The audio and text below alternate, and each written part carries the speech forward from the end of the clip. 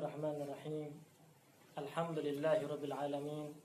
Wa sallallahu wa sallama ala sayyidina Muhammadin khatamin nabiyyin wa ala alihi wa sahbihi ajma'in. Subhanaka la ilma lana illa ma 'allamtana innaka antal alimul hakim. Rabbi shrah li sadri wa yassir li amri wahlul 'uqdatam min lisani yafqahu qawli. Rabbi zidni ilma warzuqni fahma ya rabbal alamin. Qala al-Habib al-Allamah al-Muhaqqiq ad-Da'i ila Allah Al-Habib Zain bin Murrah bin Sumit fi kitabih Syarh Hadits Jibril nafa'anallahu bihi wa bi'ulumihi wa bi'ulumikum wa bi'ulumi sayyidus shalihin fid darain amin. Di dalam kitab Syarh Hadits Jibril, Al-Habib Zain bin Murrah bin Sumit berbicara tentang masalah at-tasawuf, penyempurnaan daripada arkanuddin, rukun daripada rukun agama, yaitu al-Islam wal iman wal ihsan. Adapun rukun Islam ada 5, rukun iman ada 6, kemudian ada rukun ihsan ada 2. Anta abudallaha ka'annaka tarahu fa illam takun tarahu fa innahu yaraka. Seseorang bisa menjadi sempurna di dalam keislamannya, di dalam keimanannya, apabila sudah disempurnakan dengan at-tazkiyah, yaitu pensucian jiwa. Adapun menjalankan daripada rukun-rukun Islam, hukumnya wajib. Beriman kepada Allah Subhanahu wa taala, dan iman berhubungan dengan sesuatu yang gaib, sesuatu yang tidak terlihat. Amalul qalb. Kemudian al-Islam amalul jawarih. Kita melaksanakan sholat, puasa, haji, zakat dan sebagainya. Adapun al-ihsan adalah penyempurna untuk menjadikan motivasi di dalam ibadah kita agar kita semakin rajin di dalam sholat, di dalam puasa, mengeluarkan zakat, kemudian di dalam berhaji dan amalan-amalan yang lainnya. Maka kita perlu untuk tazkiyah, pengenalan diri kepada Allah Subhanahu wa taala.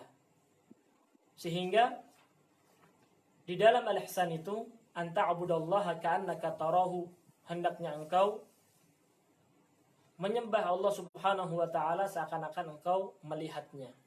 Melihat Allah Subhanahu wa taala. Fa illam takun tarahu fa innahu yaraka. Kalau engkau memang belum bisa sampai kepada maqam yang pertama, maka ada maqam yang selanjutnya yang di bawahnya.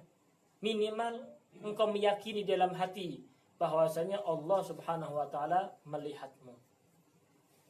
Kemudian penyempurnaan ihsan tersebut yaitu pengamalan dengan hati yang dihiasi dengan sifat-sifat yang mulia, yang disebut dengan ilmu tasawuf, penyempurnaan daripada itu semua.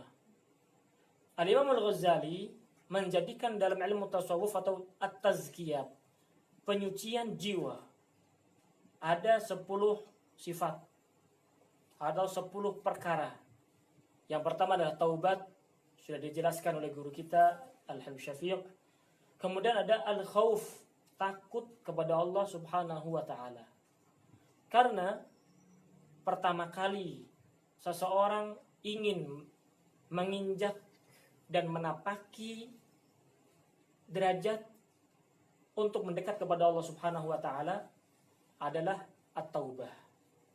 Pertama kali adalah taubat. Bagaimana orang tersebut bisa taubat? Orang bisa taubat karena dia ngerti. Ngerti dengan apa? Ngerti dengan kesalahannya. Kalau orang tersebut tidak mengerti dengan kesalahannya, maka dia menganggap apa yang dilakukan adalah suatu kebenaran. Ketika dia menganggap apa yang dilakukan adalah suatu kebenaran, bagaimana orang tersebut akan taubat daripada kesalahannya yang dianggap suatu kebenaran?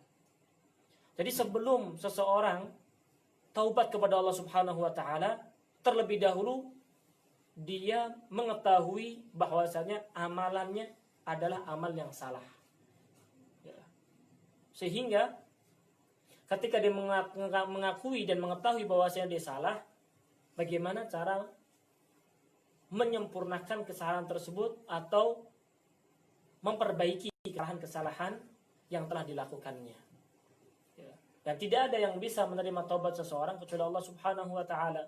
Kembali kepada Allah, ar-ruju' ilallah. Kembali kepada Allah Subhanahu wa taala. Setelah taubat kepada Allah Subhanahu wa taala, ya, di dalam hadis at-taib minadz-dzanbi kaman la dzambalah. Orang yang taubat dari dosanya dengan sungguh-sungguh, maka kaman la dzambalah, seperti orang yang tidak memiliki dosa. Oleh karena itu kita dianjurkan setiap hari untuk memperbanyak membaca istighfar. Ya. Rasulullah SAW beliau mengatakan, ayuhan nas, wahai manusia, istaghfiru rabbakum. Ya, mintalah ampun kepada Allah Subhanahu wa taala, fa inni astaghfirullah wa atubu ilaihi fil yaum 70 marrah. Wa fi riwayah 100 marrah. Wahai sekalian manusia, beristighfarlah, minta ampunlah kepada Allah Subhanahu wa taala. Karena saya, kata Rasulullah, meminta ampun, bertaubat kepada Allah Subhanahu wa taala dalam setiap hari itu minimal 70 kali. Ada dalam riwayat 100 kali. Perlu kita fahami, ketika seseorang datang di hari kiamat, semuanya berbondong-bondong meminta syafaat kepada Nabi Adam. Nabi Adam mengatakan nafsi-nafsi, karena Nabi Adam merasa memiliki dosa kepada Allah Subhanahu wa taala, merasa. Kemudian datang kepada Nabi Nuh, Nabi Nuh pun begitu. Nabi Ibrahim, Nabi Musa, Nabi Isa, tetap jawaban mereka adalah nafsi-nafsi. Karena memang mereka menyadari bahwasanya ada kesalahan-kesalahan yang mereka lakukan, ada kekurangan yang mereka lakukan. Ya, menurut kesempurnaannya seorang nabi tersebut. Ya. Adapun ketika umat datang kepada Rasulullah, maka mendapatkan syafaat daripada Rasulullah. Analah, saya akan memberikan syafaat kepada kalian.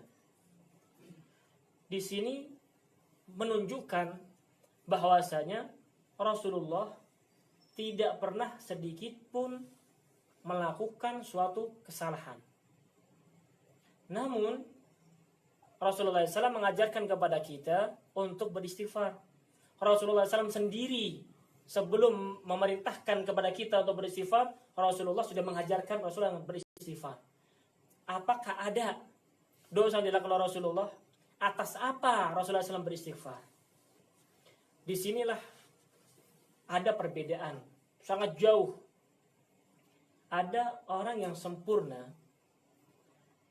adalah orang yang selalu memandang dirinya penuh dengan kekurangan. Adapun orang yang penuh dengan kekurangan akan memandang kepada dirinya penuh dengan kesempurnaan. Rasulullah SAW memandang dirinya di dalam penghambaan kepada Allah Subhanahu wa taala selalu kurang dan kurang. Rasulullah SAW pengen lebih dan lebih, sehingga kekurangan pengen lebih tadi seakan-akan nih yang dilakukan oleh Rasulullah, ya, merasa ini ada kekurangan di dalam penghambaan kepada Allah Subhanahu wa taala. Padahal tidak ada kekurangan sama sekali. Namun karena orang sempurna itu selalu merasa kurang. Kalau orang yang penuh dengan kekurangan selalu merasa sempurna. Begitu. Perbedaannya di situ. Rasulullah SAW sudah diampuni dosanya oleh Allah Subhanahu wa taala. Inna fatahna laka fatham mubina liyaghfir lakallahu ma taqaddama min dzambika wa ma ta'akhkhar. Sudah diampuni dosanya Allah Subhanahu wa taala. Maksum, dijaga daripada segala dosa. Dijaga oleh Allah Subhanahu wa taala. Namun tetap Rasulullah SAW mengajarkan kepada kita untuk bertaubat. Inni la astaghfirullah wa atubu ilaih fil yaum 100 marrah. Ya, saya selalu beristighfar kepada Allah, bertaubat kepada Allah Subhanahu wa taala setiap harinya 100 kali. Itu Rasulullah SAW dengan kesempurnaannya selalu meminta ampun kepada Allah Subhanahu wa taala. Memang beginilah sifat orang yang penuh dengan kesempurnaan. Tapi orang yang sifatnya penuh dengan kekurangan, ya udah, ya suruh taubat nggak mau, suruh istighfar nggak mau, merasa apa yang dilakukan suatu kebenaran, tidak ada kesalahan apa yang telah dilakukannya. Ya, padahal kekurangan manusia begitu banyak. Ya, orang yang perlu taubat adalah kita. Orang yang perlu taubat adalah kita. Karena banyak kekurangan, ya, banyak kesalahan, banyak maksiatan, banyak dosa, itulah kita manusia. Ya, al-insan mahallul khata' wa nisyan. Manusia memang tempatnya salah dan lupa. Selalu salah. Ada manusia. Ya, tempat salah manusia. Kalau nggak punya salah, nggak punya lupa, itu namanya bukan manusia. Nah, namun dengan kekurangan kita, Allah Subhanahu wa taala bermuamalah dengan kita dengan dua hal. Membalas, mengampuni. Membalas dan mengampuni. Tabarakalladzi biyadihil mulku wa huwa ala kulli syai'in qadir, alladzi khalaqal mauta wal hayata liyabluwakum ayyukum ahsanu amala wa huwal azizul ghafur. Allah al-aziz al-ghafur, mampu untuk membalas kesalahan, menyiksa orang yang berbuat dosa, al-ghafur, mengampuni orang yang berbuat dosa tersebut. Jadi Allah bermuamalah dengan kita satu di antara dua. Apakah Allah bermuamalah dengan kita dengan aziz, dengan al-jamal atau al-jalal? Al-jalal adalah keagungan Allah. Allah mampu loh menyiksa kita. Ya, jangan merasa aman. Makanya setelah bab taubat ini, kita akan dibawa di dalam lautan al-khauf wal raja. Ya, takut kepada Allah dan pengharapan kepada Allah Subhanahu wa taala. Ya. Jadi pertama seseorang harus taubat dulu, merasa salah. Ya. Begitu sehingga penuh dengan kekurangannya itu bisa disempurnakan untuk lebih baik lagi. Taubat kepada Allah Subhanahu wa taala. Begitu. Ketika dia sudah taubat, maka sudah bersih daripada dosa-dosa yang telah dilakukan. Sebagaimana manusia adalah tempat salah, maka Allah Subhanahu wa taala pun tempat untuk meminta ampunan. Wala yaghfiru dzunuba illallah, tidak ada yang bisa mengampuni dosa kecuali Allah Subhanahu wa taala. Sebanyak apapun dosa yang dilakukan oleh manusia, la ta'asu min rahmatillah, jangan kalian putus asa dari rahmatnya Allah Subhanahu wa taala. Ya. Sehingga nanti di dalam bab al-khauf wa raja itu penting seseorang kapan menerapkan di dalam kehidupannya condong kepada takut dan kapan dia condong kepada ar-raja, pengharapan kepada Allah Subhanahu wa taala.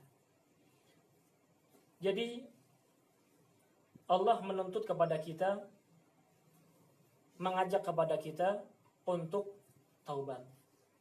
Wasari'u ila maghfiratin min rabbikum wa jannatin 'arduha as-samawati wal ardu 'iddat lil muttaqin. Allah memerintahkan kepada kita untuk bersegera. Bukan bersegera mencari dunia, bukan bersegera mencari tahta. Namun yang diperintahkan oleh Allah Subhanahu wa taala kepada kita, wasari'u ila maghfiratin. Bersegeralah kalian menuju ampunan Allah. Menuju kepada ampunan Allah. Di dalam Islam ini banyak amalan-amalan yang bisa menghapus dosa kecil kita. As-salatu ila shalah mukaffiratun lima bainahuma idza ijtunibatil kaba'ir.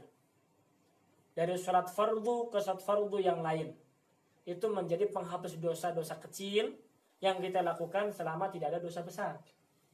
Ya, sebanyak apapun dosa kita, dosa kecil, ya, innal hasanat yudhibnas sayiat. Kebaikan yang kita lakukan itu menghapuskan daripada kesalahan. Jadi at-taubat itu apa? Apakah hanya sekedar ucapan kita minta ampun, ya Allah ampuni saya, atau pengamalan yang sesungguhnya? At-taubah itu ar-ruju' ila Allah, kembali kepada Allah. Kembali kepada Allah. Begitu. Kadang lidahnya tidak beristighfar, tapi di dalam hatinya taubat kepada Allah Subhanahu wa taala dan berjanji tidak akan mengulangi lagi. Ada namanya taubat. Jadi ada taubat, ada istighfar. Istighfar sama taubat, ya. Istighfar bagian daripada taubat. Ya, bagian daripada taubat. Seseorang beristighfar kepada Allah Subhanahu wa taala, berarti dia punya keinginan untuk taubat kepada Allah Subhanahu wa taala. Ya Allah, ampuni saya. Ya. Kalau memang Allah Subhanahu wa taala mau mengampuni, diampuni. Ya, itu apa namanya? Hak wewenang dari Allah Subhanahu wa taala. Kalau mau tidak mengampuni, tidak diampuni. Itu haknya Allah. Tidak berarti saya sudah taubat, berarti saya sudah diampuni oleh Allah Subhanahu wa taala. Dari mana kita yakin kalau Allah Subhanahu wa taala telah mengampuni kita? Sehingga para ulama ditanya, bagaimana kalau misalnya ada seseorang taubat kepada Allah Subhanahu wa taala, apakah benar taubatnya diterima oleh Allah Subhanahu wa taala ataukah tidak? Kalau memang taubatnya itu memenuhi syarat, maka diterima oleh Allah Subhanahu wa taala. Karena kita berhubungan dengan Allah juga berhubungan dengan manusia. Dosa yang kita dengan Allah Subhanahu wa taala gampang. Dan Allah Subhanahu wa taala sudah berjanji mengampuni. Innallaha la yaghfiru ayyushraka bihi wa yaghfiru ma duna dzalik. Selama seseorang tidak syirik kepada Allah Subhanahu wa taala, akan diampuni dosanya. Selama tidak syirik, memusyrikkan Allah Subhanahu wa taala, menyekutukan Allah Subhanahu wa taala, dosanya akan diampuni oleh Allah Subhanahu wa taala. Begitu. Sehingga dalam haditsul qudsi, ya, Allah Subhanahu wa taala mengatakan, ya, "Lau balaghat dzunubuka anana as-sama, tsumma astaghfartani, ghafartu lak." Kata Allah, kalau seandainya engkau datang kepada Allah dengan membawa dosa, ya, dosa bukan main-main dosanya, bukan sedikit, banyak, ya, balaghat dzunubuka ananas sama, membumbung tinggi sampai ke langit, seakan-akan seperti dosa banyak banget. Famastaghfartani, kemudian engkau beristighfar kepadaku, minta ampun kepadaku, kata Allah, ghafartu lak, saya akan ampuni dosamu. Yang penting tidak musyrik kepada Allah Subhanahu wa taala. Inna syirka la dzulmun azim. Sehingga seseorang itu ketika masuk di dalam neraka ada dua golongan. Ada yang masuk neraka selama-lamanya, ada yang masuk neraka ada jangkanya. Siapa yang masuk neraka selama-lamanya? Orang yang masuk neraka selama-lamanya adalah orang yang musyrik, yang meninggal dunia dalam keadaan musyrik kepada Allah Subhanahu wa taala. Khalidina fiha. Ya. Innal ladzina kafaru min ahlil kitab wal musyrikina fi nari jahannam khalidina fiha. Orang-orang yang musyrik, kufur kepada Allah Subhanahu wa taala, menyekutukan Allah, dia akan selama-lamanya di dalam nerakanya Allah Subhanahu wa taala. Adapun al-mu'min, al-'asi, orang mukmin yang bermaksiat kepada Allah Subhanahu wa taala, hadza hukumnya seperti hukum baju yang terkena najis. Bagaimana caranya? Disucikan terlebih dahulu. Karena surga itu suci. Ya, bukan enggak pantas dan tidak boleh orang yang berlumur dosa masuk dalam surga. Nah, terus bagaimana? Saya kan muslim. Iya. Kalau muslim, ya, pernah melakukan dosa, belum taubat kepada Allah Subhanahu wa taala, maka dimasukkan dulu ke dalam neraka. Ya, digiling dulu seperti giling baju tuh. Ya, giling baju. Ya, namun akan ada waktu dia dikembalikan Allah Subhanahu wa taala, diangkat untuk masuk dalam surga. Selama ada la ilaha illallah Muhammadur Rasulullah di dalam hati seseorang, maka dia memiliki kesempatan untuk masuk dalam surganya Allah Subhanahu wa taala. Makanya ini yang paling penting. ya, sebanyak apapun maksiat, tetap kalau dia masih mengakui dan meyakini ya Allah adalah Tuhannya, Nabi Muhammad adalah utusan Allah Subhanahu wa taala, maka ini menjadi wasilatul uzma, wasilah yang agung untuk menyelamatkan dia dari api nerakanya Allah Subhanahu wa taala. Jadi orang muslim, orang mukmin yang bermaksiat kepada Allah Subhanahu wa taala, yang belum taubat, yang belum diampuni, ya masih ada sisa-sisa dosa. Padahal kan gampang orang muslim untuk mendapatkan ampunan, itu gampang banget. Makanya kalau seandainya orang itu tahu saking gampangnya, saking murahnya Allah Subhanahu wa taala kepada manusia, ya, mungkin orang pada aduh maksiat aja deh, Allah juga ngampunin. Saking gampangnya seperti itu, seakan-akan gampang banget. Ya, innal hasanati yudhibna sayyi'at. Namun di sisi lain, ya, ada rasa khauf, takut kepada Allah Subhanahu wa taala. Lo maksiat, memang lo yakin lo masih hidup, ya, sampai ente nyelesain maksiat, sampai ente tobat, belum yakin kan? Ya, karenanya itu ketika engkau tidak meyakini engkau bisa bertahan hidup setelah taubat, maka jaga dirimu untuk menjaga daripada maksiat tersebut, sehingga kau lebih aman daripada engkau melakukan suatu kemaksiatan kemudian berkeinginan taubat. Takutnya sebelum dia taubat ternyata meninggal dunia, berarti datang kepada Allah Subhanahu wa taala masih ada dosa dalam orang tersebut. Orang yang membawa dosa akan masuk dalam nerakanya Allah Subhanahu wa taala, namun tidak selama-lamanya. Jadi perbedaannya di situ. Sebaik apapun orang yang belum beriman kepada Allah Subhanahu wa taala, tempatnya di neraka. Karena memang ya neraka itu bagi mereka orang-orang yang kufur kepada Allah Subhanahu wa taala. Meskipun kadang orang yang musyrik lebih baik ya daripada orang yang mukmin, dari sedekahnya, bagi-bagi duit dan sebagainya. Kadang orang musyrik kan orang non muslim, kaya-kaya dia, banyak amalannya. Ya, bagaimana itu? Tetap kalau seandainya dia tidak beriman kepada Allah Subhanahu wa taala, di neraka tempatnya. Allah Subhanahu wa taala membalas setiap kebaikan seseorang, dibalas meskipun dia orang kafir. Ya, kebaikan dibalas. Keburukan dibalas oleh Allah Subhanahu wa taala meskipun orang muslim. Jadi kebaikan dibalas meskipun yang melakukan adalah orang kafir, non muslim. Dan keburukan dibalas oleh Allah Subhanahu wa taala meskipun yang melakukan orang muslim. Jadi ada balasannya. Orang kafir melakukan kebaikan diganti oleh Allah Subhanahu wa taala, dibalas meskipun pembalasan semuanya ada di dunia. Ya, dia bersedekah, ditambah hartanya makin banyak. Begitu. Dia berbuat baik, diganti oleh Allah Subhanahu wa taala ya, secepatnya. Ya, kadang perbuatan-perbuatan yang baik tersebut bisa menjadi sebab seseorang untuk mendapatkan hidayah dari Allah Subhanahu wa taala. Begitu. Dulu Sayyidina Abu Sufyan sebelum masuk Islam, kenapa Sayyidina Abu Sufyan masuk Islam? Apa sebabnya? Ya, sebabnya pernah suatu hari Sayyidatuna Fatimah main. Ketika main, ya, ada Abu Jahal atau Abu Lahab nggak suka sama Sayyidatuna Fatimah, ditampar, nangis, pulang mengadu kepada Rasulullah. Ya, pada waktu itu Rasul belum diutus sebagai seorang nabi.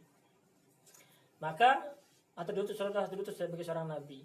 Maka Rasulullah SAW bilang, datang kepada Abu Sufyan, datang minta tolong dia. Rasulullah bilang seperti itu. Maka Sayyidatuna Fatimah bilang kepada Abu Sufyan, ya ini ya paman kan gitu. Saya ditampar sama Abu Lahab atau Abu Jahal gitu. Begitu, belum ditampar, maka didatengin tuh. Ya didatangi tuh Abu Lahab atau Abu Jahal, tampar juga.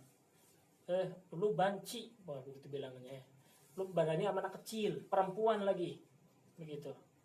Maka dengan kebaikan ini, ada satu kebaikan yang dilakukan oleh Abu Sufyan menolong Sayyidatuna Fatimah tadi itu, Rasulullah SAW menginginkan Abu Sufyan mendapatkan hidayah dari Allah Subhanahu wa taala. Ya. Ketika tahun pertama, kedua, ketiga, keempat belum. Ya, sampai Rasulullah SAW hijrah. Itu Rasulullah SAW di kota Mekah itu 13 tahun. Belum dapat hidayah. Ketika Rasulullah SAW hijrah, setahun, 2 tahun, 3 tahun, belum dapat hidayah. Sampai tahun ke-8 Hijriah. Ketika Fathu Makkah, ya setelah itu baru masuk Islam. Dalam jangka yang lama. Namun ada sebabnya. Kenapa Abu Sufyan itu masuk Islam, dapat hidayah dari Allah Subhanahu wa taala, dipilih oleh Allah untuk menjadi sahabatnya Rasulullah setelah itu, bahkan menjadi mertuanya Rasulullah. Ya, Ummu Habibah binti Abu Sufyan menjadi mertuanya Rasulullah SAW. Kenapa? Karena ada kebaikan yang dilakukan oleh Abu Sufyan kepada putri Rasulullah SAW. Jadi kebaikan itu dimungkinkan menjadi wasilah seseorang mendapatkan hidayah dari Allah Subhanahu wa taala. Makanya Al-Imam Ja'far Shadiq belum mengatakan la tahqiranna minal ma'rufi syai'a. Innallaha khaba thalath fi thalath. Ya. Allah itu menyembunyikan 3 hal dalam 3 hal. Khaba ridahu fi ta'atih. Menyembunyikan keridhaan Allah Subhanahu wa taala dalam ketaatannya. Fala tahqiranna min ta'atihi syai'an. Jangan engkau meremehkan dari ketaatan kepada Allah Subhanahu wa taala sedikit pun. Ya. Walaupun sesuatu yang remeh di pandangan kita, jangan meremehkan. Barangkali amalan ini yang menyebabkan kita mendapatkan ridha dari Allah Subhanahu wa taala. Begitu juga jangan meremehkan kemaksiatan. Barangkali di situ ada murkanya Allah. Begitu. Allah menyembunyikan murka di dalam kemaksiatannya. Barangkali di situ ada kemaksiatan, Allah enggak ridha. Sehingga murka kepada kita, naudzubillah, ya diganti begitu. Dan juga Allah Subhanahu wa taala menyembunyikan rahasia atau wali-wali Allah Subhanahu wa taala di dalam hambanya. Kita nggak tahu, ya mungkin ini wali minallah subhanahu waliullah, ya. Ini juga wali, ya orang mukmin semuanya wali. Begitu. Karena apa? Karena dalam hatinya ada Allah Subhanahu wa taala. Ya, begitu. Sehingga orang mukmin yang biasa saja, orang mukmin biasa, ketika lewat di atas jembatan Syurat, ya itu api neraka bilang kepada orang mukmin tersebut, ya mukmin, juz ya mukmin, cepetan lewat, kata api neraka. Ya, inna nuraka yahriqu nari. Karena cahayamu, cahaya keimanan yang ada dalam dirimu itu membakar apiku. Cahaya keimanan membakar api jahanam. Kita tahu neraka jahanam bagaimana? Di dalam satu hadis Rasulullah SAW menyebutkan, yu'ta bi jahannama yaumal qiyamah. Didatangkan jahanam di hari kiamat. Ya. Dikekang dengan alfizimam. Ya, dikekang dengan 1000 kali kekangan, 1000 tali kekang. Dia 70.000. 70.000 tali kekang. Tahu enggak? Nanti kalau nyembelih sapi, ya kan, ada tali ini kan ditarik gitu kan. Kenapa lu tarik? Ya karena biar dia nggak berontak. Ini api neraka, bagaimana memberontaknya dia? Apakah seperti sapi? Ya enggak lah. Ya, memberontaknya ini api jahanam. Saking hebohnya dia, marahnya dia, api bisa marah. Ya, itu dikekang ada 70.000 tali. 70.000 bukan 7.000. 70.000, ya bukan 7.000, ya tapi 70, bukan 70 tapi 70.000. 70.000 itu berapa? Banyak banget. Ya.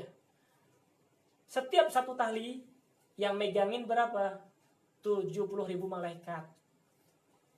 Saking kuatnya api neraka tersebut, api jahanam tersebut. Nah terus kita mau bagaimana? Nauzubillah kan? Kalau dilepasin, udah langsung hancur semuanya. Gitu. Api neraka jahanam bisa di hari kiamat seperti itu. Ngekang itu ketika biar nggak memberontak, biar nggak salah orang, ya itu dikekang dulu tuh api neraka. Nauzubillah ya. Subhanallah. Yang nakal malaikat tuh bukan seperti manusia, gede-gede, kuat-kuat. Ya, 70.000 tali kekangnya, setiap tali satu talinya itu 70.000. Masya Allah.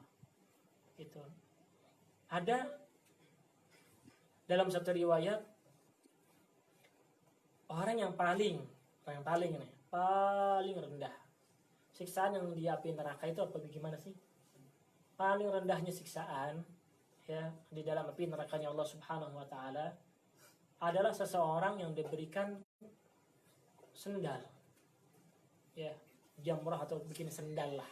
Sendal api neraka. Suruh make. Kalau kita sandal kan banyak banget mereknya. Empuk lagi ya. Ini sendal api neraka. Sendal api neraka, orang yang masuk neraka atau masuk surga tuh badannya bukan kayak kita nih, kecil-kecil, bukan. Gede. Kalau kecil begini dengan api jahanam seperti itu bagaimana? Habis langsung, nggak terasa. Tapi enggak, orang yang sudah masuk dalam akhirat, baik itu surga ataupun neraka, akan dibesarkan badannya oleh Allah Subhanahu wa taala sebagaimana badannya Nabi Adam. Ya, tinggi. Ya, kurang lebih 15 meter atau 30 meter gitu. 60 zira atau 120 zira. Ya. Dalam riwayat ada yang masuk neraka, penghuni neraka itu giginya itu sebesar gunung Uhud. Gede banget. Ya, benar-benar gede. Begitu. Itu diberikan sandal 2. Nih, pakai lu pakai ini sandal. Ketika dipakai seketika ya, otaknya mendidih. Na'udzubillah. Pakai sandal, otaknya mendidih. Baru pakai sandal, otaknya mendidih. Terus bagaimana tuh panasnya? Ya, panasnya. Dia menyangka ini paling berat. Padahal kata Allah ini paling ringan. Paling ringannya di neraka seperti itu. Ya mudah-mudahan Allah Subhanahu wa taala selamatkan kita. Ya, kita pengen masuk dalam surga bi ghairi hisab. Ya, masuk surga tanpa ada hisab, tanpa ada hitung-hitungan, tanpa kita nggak mau masuk neraka walau melihat neraka. Itu keinginan kita. Keinginan kita kan begitu. Jadi neraka itu dahsyat. Ya, ada satu orang didatangkan oleh Allah Subhanahu wa taala, dia ini adalah orang yang paling nikmat di dalam kehidupannya. Ya, harta miliki. Enggak pernah sakit. Ya, enggak pernah pusing. Harta sebanyak-banyaknya, apa yang dia mau bisa. Tahta gampang. Wanita ya, sebanyak-banyaknya. Apalagi harta sebanyak-banyaknya, gampang. Menikmati kehidupannya, paling nikmat di dunia. Tapi orang ini masuk neraka. Maka Allah Subhanahu wa taala mencoba ini orang. Fulan, coba ini ujung jari dimasukkan ke dalam ruangan api neraka atau di dalam api neraka tersebut. Sekali bersentuhan, seret gitu aja. Ditanya oleh Allah Subhanahu wa taala, "Ya fulan, pernahkah engkau bergembira, bahagia di dalam dunia?" Ya, dengan sekejap terkena api neraka menghilangkan kebahagiaan yang tadinya di dunia tersebut. Di dunia dari lahir sampai mati nih hanya kebahagiaan doangan. Ya, tapi ketika dicobakan Allah Subhanahu memasukkan jarinya ke dalam api neraka, ternyata kebahagiaan tersebut hilang semuanya. Tidak diingat lagi. Begitu. Adapun orang yang masuk dalam surganya Allah Subhanahu wa taala, maka ketika orang ini paling miskin sedunia, enggak punya apa-apa, nelangsa, sengsara dalam kehidupannya. Ya, dimasukkan jarinya dalam surga, lupa dengan kesengsaraan yang ada di dunia tersebut. Begitu. Makanya beruntung bagi seseorang yang mendapatkan kebahagiaan yang selama-lamanya dan dia memberikan pengorbanan dengan kebahagiaan yang sementara saja. Orang yang bodoh adalah orang yang menjual kebahagiaan yang selama-lamanya dengan kebahagiaan yang sementara di dunia. Memang nikmat dunia paling nikmat apa sih paling nikmat? Di dalam dunia paling nikmat itu apa? Ya. Berapa tahun tahan daripada kenikmatan tersebut? Ya, enggak lama. Ya. Apa gunanya kebahagiaan di dunia kalau di akhirat ternyata mendapatkan kesengsaraan dari Allah Subhanahu wa taala? Enggak ada artinya kebahagiaan tersebut. Begitu. Oleh karena itu kita dianjurkan untuk taubat kepada Allah Subhanahu wa taala, karena ini adalah termasuk daripada sebab kita ingin selamat dari api nerakanya Allah Subhanahu wa taala. Kalau Allah hitung-hitungan dengan kita, ya, satu lirikan aja dihitung oleh Allah Subhanahu wa taala. Kenapa kau melirik?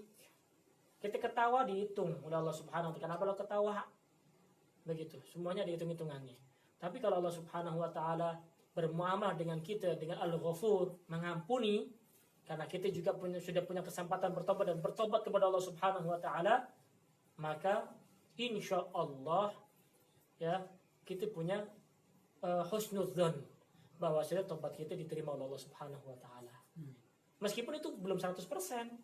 Karena makanya harus ada al-khauf war roja. Harus ada rasa takut, harus ada rasa harapan kepada Allah Subhanahu wa taala. Jangan menunda-nunda taubat. Jangan menunda-nunda taubat. Ya. Barangkali waktu yang kita lalui adalah hari terakhir kita. Berapa banyak orang yang di pagi hari masih sehat, ternyata sore sudah di dalam kubur. Yang malam masih sehat, ternyata pagi ini sudah di dalam kubur. Ya, dan kematian itu datang kepada manusia tiba-tiba, ya, tak mengenal waktu menyerang. Kapan saja, di mana saja. Ya. Mau siang, sore, pagi, malam, ya. Makanya kita dianjurkan. Terus termasuk daripada orang yang memiliki kesadaran dan orang yang memang sudah taubat kepada Allah Subhanahu wa taala, rasa takut di dalam hatinya, maka dia akan takut untuk melakukan atau berjalan ke tempat-tempat yang penuh dengan kemaksiatan. Kenapa demikian? Karena dia takut, barangkali takutnya ya, kaki menginjakkan di tempat kemaksiat ternyata meninggal dunia. Ya, begitu. Maka apa yang akan terjadi? Ya, yang memberatkan orang tersebut. Makanya termasuk daripada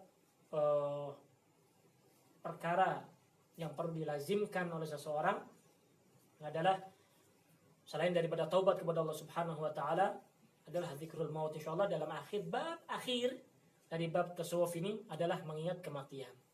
Ala kulli hal, mudah-mudahan Allah Subhanahu wa taala menjadikan kita orang-orang at-taibun, at-tawwabun, orang-orang selalu taubat kepada Allah Subhanahu wa taala. Karena orang yang taubat kepada Allah adalah orang yang dicintai. Innallaha yuhibbut tawwabin. Allah cinta, suka kepada orang yang selalu bertaubat. Kenapa kok suka kepada orang yang selalu bertaubat? Karena dia mengakui dan mengetahui bahwasanya Allah Subhanahu wa taala adalah Maha penerima taubat. Itu yang penting. Kita tahu Allah Maha penerima taubat. Dan kita tahu bahwasanya Allah Subhanahu wa taala mampu untuk menyiksa kita.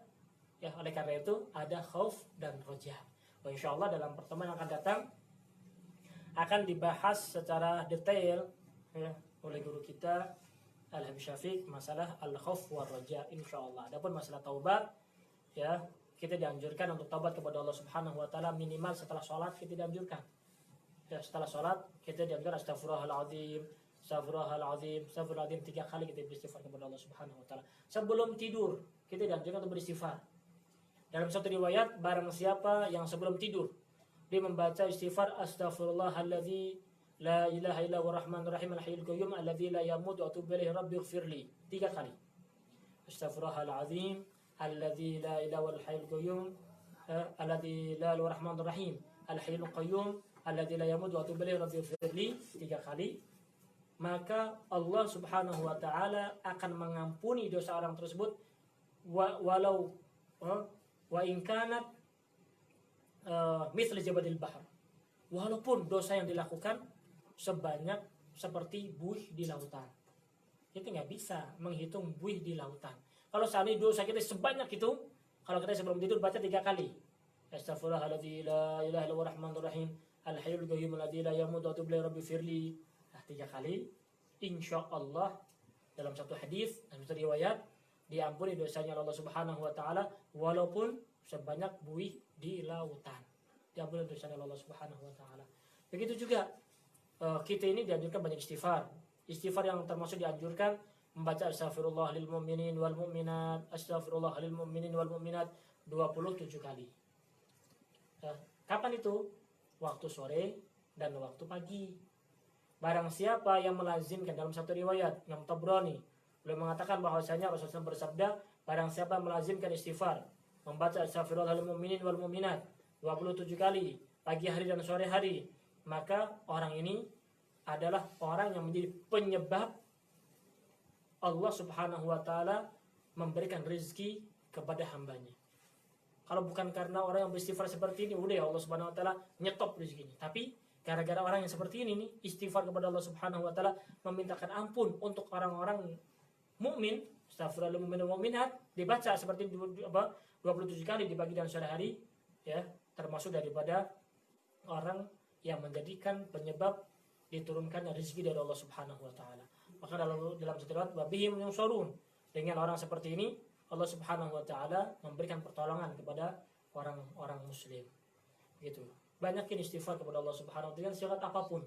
Mau astaghfirullah lil mu'minin wal mu'minat 27 kali pagi dan sore, atau sebelum tidur astaghfirullahaladzim alladzi la ilaha illallah rahmanur rahim, al-hayyul qayyum wa atubu ilaihi rabbi firli, atau minimal ada syarat di dalam kitab Al-Jawahirul Ulu'iyah Syarah Arba'in An-Nawawiyah, ya, itu disebutkan barang siapa yang menginginkan banyak harta, banyak anak, ya, maka setiap pagi baca astaghfirullah innahu kana ghaffara 70 kali. Astaghfirullah innahu kana ghaffara. Ya, dalam satu riwayat seperti itu. Ya, baca astaghfirullah kana ghaffara 70 kali minimal setiap pagi. Di situ disebutkan barang siapa yang ingin banyak harta, banyak anaknya, berkah dalam kehidupannya. Apakah ini mengarang? Bukan. Allah Subhanahu wa taala berfirman, faqultu astaghfiru rabbakum innahu kana ghaffara yursilis sama 'alaikum midrara. Diberikan air hujan yang banyak. Wa yumditkum bi amwal. Ya, yursilis sama 'alaikum midrara wa yumditkum bi amwal. Allah akan memberikan kepada kalian harta. Wa banin, anak yang banyak. Ya, wa ja'alakum jannatin wa ja'alakum anhara. Allah akan memberikan kepada kalian kebun yang indah dan juga memberikan kepada kalian air yang mengalir. Ya, diberikan kemudahan oleh Allah Subhanahu wa taala. Mudah-mudahan Allah Subhanahu wa taala memberikan taufik kepada kita, bisa kita mengamalkan istighfar kepada Allah Subhanahu wa taala, taubat kepada Allah Subhanahu wa taala dengan lisan kita, dengan akhlak kita, dengan sikap kita, taubat kepada Allah Subhanahu wa taala, sehingga rujuk kembali kepada Allah daripada hal-hal yang telah kita lakukan dari kepada kemaksiatan dan sebagainya. Dan ini tahun baru Hijriah, momentum untuk kita sekalian muhasabah diri kita, apakah tahun yang lalu lebih banyak banyak maksiatnya ataukah banyak taatnya kepada Allah Subhanahu wa taala. Kalau memang tahun yang lalu ternyata banyak kesalahannya, maka bertobat kepada Allah Subhanahu wa taala dan bertekadlah untuk memperbaiki. Apabila tahun kemarin alhamdulillah banyak kebaikannya, taatnya, bersyukurlah kepada Allah Subhanahu wa taala dan mintalah taufik agar di tahun yang sekarang ini Allah Subhanahu wa taala memberikan taufik untuk bisa taat dan ibadah kepada Allah Subhanahu wa taala. Mudah-mudahan Allah Subhanahu wa taala memberikan panjang umur kepada kita dalam sehat, afiat, dalam ketaatan kepada Allah Subhanahu wa taala, dalam amalan diridhai Allah Subhanahu wa taala, sehingga kita menjadi orang beruntung insyaallah Subhanahu wa taala. Amin ya rabbal alamin. Wa sallallahu wasallam ala sayyidina Muhammad khatamin nabiyyin wa sallallahu wasallam alhamdulillahirabbil alamin. Assalamualaikum warahmatullahi wabarakatuh.